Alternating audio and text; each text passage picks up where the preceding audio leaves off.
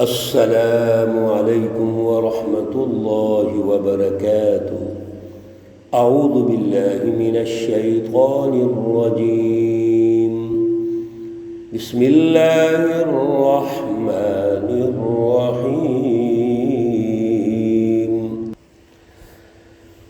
لیس علیکم ولا علیہم جناح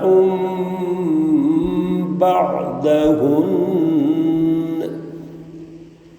طوافون عليكم بعضكم على بعض كذلك يبين الله لكم الآيات والله عليم حكيم۔ صدق اللہ العلی العظیم۔ اللہم صلی علی سیدنا و مولانا محمد النبی الأمی وعلی آلہ واصحابہ وبارک وسلم وصلی علیہ۔ معزز سامعین و سامعات، سورۃ النور پارہ نمبر 18، آیت مقدسہ نمبر 58 انشاءاللہ آج مکمل کریں گے اور 59 پر بھی بات چیت ہوگی۔ اللہ رب العزت ان آیات کا فہم اور شعور عطا فرمائے اور عمل کی توفیق اور صلاحیت عطا فرمائے۔ گزشتہ درس میں آیت مقدسہ نمبر 58 کا پہلا حصہ ہم نے سمجھا تھا۔ اللہ رب العزت نے ایک پاکیزہ صاف ستھرا جو خاندان ہے، فیملی ہے، اس کی تشکیل کے کچھ دائرے ارشاد فرمائے تھے کہ گھر کے اندر بچے ہیں، بڑے ہیں، عورتیں ہیں، مرد ہیں، کچھ کام کاج کرنے والے لوگ ہیں، اور پہلے دور کے مطابق لونڈیاں بھی ہیں، غلام ہیں۔ یہ جتنے بھی لوگ ہیں جنہوں نے آپس میں ہر وقت مل جل کے رہنا ہے، اور یہ مجبوری ہوتی ہے کہ ایک دوسرے کے سامنے ہونا ہے، کام کاج کرنا ہے، اختلاط ہو کے رہے گا۔ لیکن ان سب کا بھی ایک دائرہ مقرر کر دیا۔ ایک دائرہ وہ ہے جس میں 3 اوقات، نماز فجر سے پہلے، دوپہر کے وقت اور نماز عشاء کے بعد، یہ آرام کے اوقات ہیں۔ اس میں لوگ ریسٹ کرتے ہیں، میاں بیوی ہوتے ہیں۔ اور پھر سب سے بڑی بات یہ ہے کہ اس دوران انسان کپڑے بھی تبدیل کر لیتا ہے لیٹنے کے لیے، جیسے عام روایات ہوتی ہیں گھروں میں کہ لیٹتے ہوئے کپڑے وغیرہ تبدیل کر سکتے ہیں۔ اب ان اوقات کے اندر چونکہ یہ آرام کے ہیں اور کچھ حجاب اور پردے کے اوقات ہیں، تو کوئی شخص بھی، خواہ وہ بچہ ہی کیوں نہیں، وہ اجازت لے کے کمرے میں جائے گا یا اس گھر کے اندر داخل ہوگا۔ آپس میں کتنا ہی میل جول کیوں نہیں، مانوس کیوں نہیں ہے، پیار محبت کیوں نہیں، یا جو محارم رشتے ہیں، اولاد، ماں باپ، قریبی رشتے ہیں، لیکن ان اوقات میں اوائڈ کرنا پڑے گا۔ میرے عزیزو، بڑی خوبصورت صاف ستھری اللہ رب العزت جو ہمیں رہنمائی ارشاد فرما رہے ہیں کہ آغاز 2 افراد، میاں بیوی، اور پھر اولاد، والدین اور قریبی جو رشتہ دار محارم ہیں، وہاں سے آغاز ہوا تو اللہ نے باؤنڈری قائم کر دی کہ تاکہ اس میں کوئی بیماری نہ پیدا ہو، برائی نہ پیدا ہو، بے حیائی نہ آئے۔ وہاں پہ ہر شخص اپنے دائرے کے اندر رہے۔ ظاہر ہے وہاں بھی تو 2 صنفیں موجود ہیں، مرد اور عورت، تو ان کے اللہ نے دائرے مقرر کر دیے۔ سبحان اللہ۔ آگے اللہ رب العزت آیت مبارکہ کے آخر میں یہ ہمیں مزید رہنمائی ارشاد فرمائیں گے کہ یہ سارا کچھ ہم کیوں کر رہے ہیں۔ لیس علیکم ولا علیہم جناح بعدہن، یہ جو 3 اوقات ہیں، ان اوقات کے علاوہ ہم ظاہر ہے ایک دوسرے کو ملیں گے، طوافون علیکم بعضکم علی بعض، اور ایک دوسرے کے پاس جو جا سکتے ہیں، جیسے پہلے بھی بے روک ٹوک آ جا رہے تھے، ان تینوں اوقات کے علاوہ جو محارم رشتے، قریبی رشتے، میل جول کے رشتے، کام کاج کرنے والے جو لوگ ہیں وہ آ سکتے ہیں، اس وقت ضرورت نہیں ہے کہ وہ اجازت لیں گے۔ کذالک یبین اللہ لکم الآیات، یہ اللہ نے نتیجہ ارشاد فرمایا کہ اللہ یہ جتنی چیزیں ارشاد فرما رہے ہیں، یبین اللہ بیان فرما رہے ہیں اللہ، لکم تمہارے لیے آیات، نشانیاں، باتیں، رہنمائی، کیوں ارشاد فرما رہے ہیں؟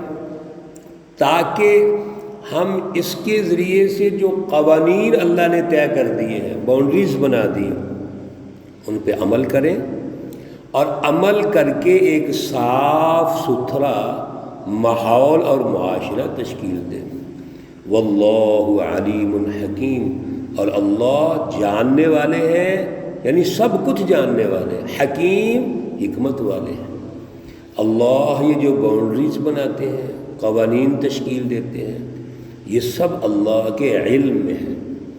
اللہ نے انسان کو پیدا کیا، اس میں مرد اور عورت کو پیدا کیا، اور اس کے اپنے اپنے صنفی تقاضے رکھے، تو پھر اللہ نے اس کے لیے قوانین بھی تشکیل دے دیے۔ تو یہ ہے اللہ کا سب علم ہے، یعنی اللہ نے جو بھی قوانین تشکیل دیے ہیں وہ انسانی معاشروں کی فطرت کے مطابق، اور حکیم حکمت کیا ہے اس میں کہ وہ ماحول صاف ستھرا رہے، پاکیزہ رہے، وہ معاشرہ آگے ترقی کرے، وہ سوسائٹی اور معاشرہ مثالی معاشرہ بنے۔ اس لیے اللہ رب العزت جب اس طرح کے پاکیزہ معاشرے کی رہنمائی ارشاد فرماتے ہیں تو ایمان والوں کو، سچی جماعت کو خصوصی طور پہ رہنمائی دیتے ہیں اور الفاظ فرماتے ہیں، یا ایھا الذین آمنوا۔ یہ آیت مقدسہ جب شروع ہوئی تو یا ایھا الذین آمنوا کے الفاظ سے شروع ہوتی ہے۔ کچھ چیزیں اللہ پوری انسانیت کو ارشاد فرماتے ہیں، کچھ مومنین کو اللہ ارشاد فرماتے ہیں۔ اللہ چاہتے ہیں کہ مومن اور سچی جماعت ایسا ماحول، پاکیزہ ماحول، صاف ستھرا ماحول، ان کے خاندان سے اس کا آغاز ہونا چاہیے جس پر پورے معاشرے کی بنیاد ہوگی۔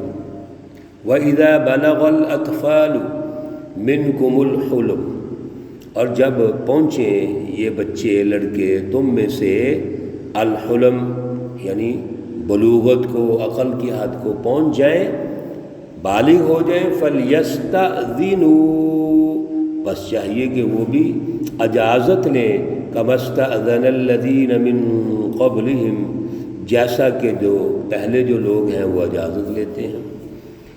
تو جب بلوغت کو پہنچ جائیں، بالغ ہو جائیں، یعنی مرد بن جائیں وہ، تو پھر ان کو بھی ان دائروں میں آنا چاہیے جو دائرے پہلے بھی ہم وہ استئذان کی آیات میں ڈسکس کر چکے ہیں، کہ پھر وہاں اجازت لینی پڑے گی۔ گھروں میں آنا ہے، اجازت لیں، اور باقاعدہ آواز دے کے آئیں، کھانس کے آئیں، تاکہ اندر اگر کوئی بہن بیٹھی ہوئی ہے، ماں بیٹھی ہوئی ہے یا بیٹی بیٹھی ہوئی ہے تو وہ پردہ کر سکے۔ میرے عزیزو، اس پر عمل کرنا چاہیے ہمیں کہ جب بھی ہم گھروں میں اب مرد حضرات داخل ہوتے ہیں تو کم از کم دستک دیں، دروازہ کھٹکھٹائیں۔ اور پھر گھروں میں تو بیٹیوں کے علاوہ بہو بھی ہوتی ہیں، بہو بھی ہے گھر کے اندر، لہذا جب مرد آئیں وہ بھی اس کا خیال کریں۔ اور اگر عورتیں آ رہی ہیں، بعض اوقات مرد اس حالت میں بیٹھے ہوتے ہیں کہ وہ کپڑوں کی یا اس طرح کی حالت مناسب نہیں ہوتی، تو عورتیں بھی باقاعدہ آواز دے کے آئیں۔ میرے اللہ نے بڑا خوبصورت ماحول اور معاشرہ تشکیل دیا ہے، ہمیں اس پر عمل کی ضرورت ہے۔ پھر اللہ فرماتے ہیں کذالک یبین اللہ، اسی طرح اللہ بیان کرتے ہیں کھول کھول کے لکم تمہارے لیے آیاتہ، یہ اپنی جو نشانیاں ہیں، اپنی رہنمائی ہے، اس کو کھول کے بیان کرتے ہیں، واضح کرتے ہیں، اس میں ابہام نہیں رکھتے تاکہ کسی اعتبار سے شکوک و شبہات پیدا نہ ہوں۔ اور ہم حیران ہوتے ہیں جو چیزیں اللہ نے معاشرے کے اندر آپس میں رہن سہن اور دیگر جتنے بھی ہمارے معاہدے ہیں بطور انسان، بطور مسلمان، اور کھول کے بیان کیے ہیں، ہم اس پہ عمل نہیں کرتے۔ اور کچھ چیزیں ہماری اگر مسالک کا اختلاف ہے، کوئی نماز پڑھنے کا، ان چیزوں کا، تو اس کو عنوان بنا کے ہم یہ کہتے ہیں کہ دین میں اختلاف ہے۔ او بھائی، دین میں اختلاف کوئی نہیں ہے، یہ تو نماز پڑھنے کا اختلاف ہے، کوئی رفع دین کرتا ہے، کوئی نہیں کرتا، یہ دونوں چیزیں حدیث سے ثابت ہیں۔ کوئی آمین اونچی کہہ لے گا، کوئی آہستہ کہہ لے گا، یہ بھی احادیث سے ثابت ہے۔ نماز کے متعلق جو کوئی اختلاف رائے ہے، ہماری فقہ حنفی، شافعی، حنبلی 4 فقہ ہیں، اور اس کے علاوہ ہمارے اہل حدیث بھائی ہیں، سب احادیث سے ثابت ہیں، سب درست کام کر رہے ہیں۔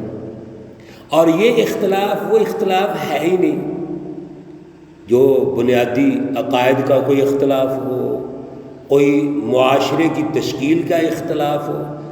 اللہ نے بنیادی عقائد، معاشروں کی تشکیل، سیاسی مینجمنٹ، سائنسی مینجمنٹ، معاشی اصول و ضوابط جو طے کر دیا، کوئی اختلاف نہیں دین کا، اس پہ عمل نہیں کرتے ہم کہتے ہیں جی دین میں اختلاف ہے۔ اور بھائی کوئی دین میں اختلاف نہیں، دین میں چند چیزوں میں جو اختلاف ہے یہ اپنی ریسرچ ہے، دین کی بنیاد میں کوئی اختلاف نہیں، یاد رکھیے، اچھی طرح بات سمجھ لیں۔ یہ دین کی بنیاد بنیادی عقائد ہیں، ہمارا کوئی مسلمانوں کا اختلاف نہیں۔ دین کی بنیاد معاشروں کی تعمیر و تشکیل کس طرح ہوگی، سیاسی نظام کیسے ہوں گے، معاشی نظام کیسے ہوں گے، کوئی اختلاف نہیں، سب اللہ نے 2 ٹوک واضح لکھ دیا ہے۔